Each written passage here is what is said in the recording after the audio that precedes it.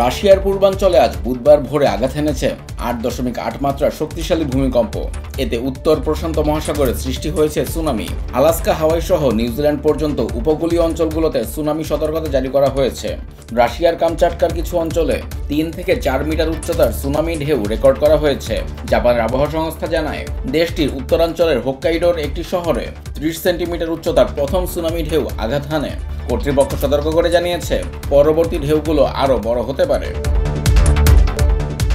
হাওয়াইয়ের রাজধানী হনুলুলুতে মঙ্গলবারই সুনামি সতর্কতা শুরু হয় এবং সাইরেন বেজে ওঠে। স্থানীয়রা উঁচু জায়গার দিকে সরে গেছেন।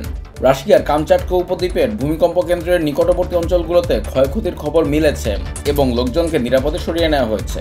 তবে কোনো বড় ধরনের আহত বা মৃত্যুর ঘটনা জানা যায়নি। কুরিল দ্বীপপুঞ্জের প্রধান শহর সেভেরোকুরিলস্কে প্রথম সুনামি ঢেউ পৌঁছায়। স্থানীয় গভর্নর ভ্যালেরি লিমারেনকো জানান, বাসিন্দারা নিরাপদে রয়েছেন এবং দ্বিতীয় ঢেউয়ের আশঙ্কা দূর না হওয়া পর্যন্ত তারা উঁচু জায়গায় অবস্থান করবেন।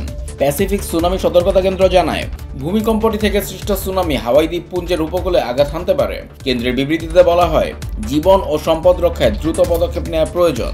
প্রথম ঢেউ স্থানীয় সময় মঙ্গলবার সন্ধ্যা 7টার দিকে আঘাত হানার আশঙ্কা ছিল। অরিগন রাজ্যের জরুরি ব্যবস্থাপনা বিভাগ জানায়, মঙ্গলবার রাত 11:40 থেকে 1 থেকে 3 ফুট উচ্চতার ঢেউ আছড়ে পড়তে পারে। তারা জনগণকে সৈকত, বন্দর ও উপকূলীয় এলাকা এড়িয়ে চলার আহ্বান জানিয়েছে। যুক্তরাষ্ট্রের ভূতাত্ত্বিক জরিপ সংস্থা USGS জানায়, ভূমিকম্পটির মাত্রা ছিল 8.8 এবং এটি ভূমির 20.7 কিলোমিটার বা 13 মাইল গভীরে সংঘটিত হয়। ভূমিকম্পটি কামচাটকা উপদ্বীপের পেত্রোপাভলোভস্ক কামচাতস্কি শহর থেকে 119 কিলোমিটার দূরে আঘাত হানে।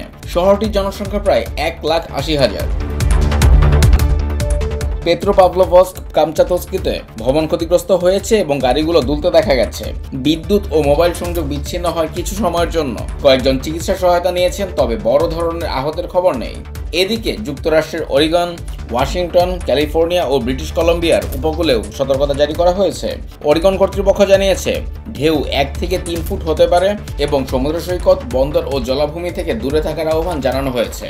হাওয়াই বিশ্ববিদ্যালয়ের ভূতত্ত্ব ও টেকটনিক বিভাগের সহকারী অধ্যাপক হেলেন জেনিশেভস্কিউ জানিয়েছেন, কামচাটকায় সংঘটিত আজকের ভূমিকম্পটি রেকর্ড অনুযায়ী বিশ্বের ইতিহাসে 6ষ্ঠ ভয়াবহতম ভূমিকম্প। USGS জানায়, 8.8 মাত্রার এই ভূমিকম্পটি 2010 সালের চিলির বিওবিও ভূমিকম্প এবং 1906 সালের ইকুয়েডর কলম্বিয়া ভূমিকম্পের সঙ্গে একই মাত্রায় রয়েছে।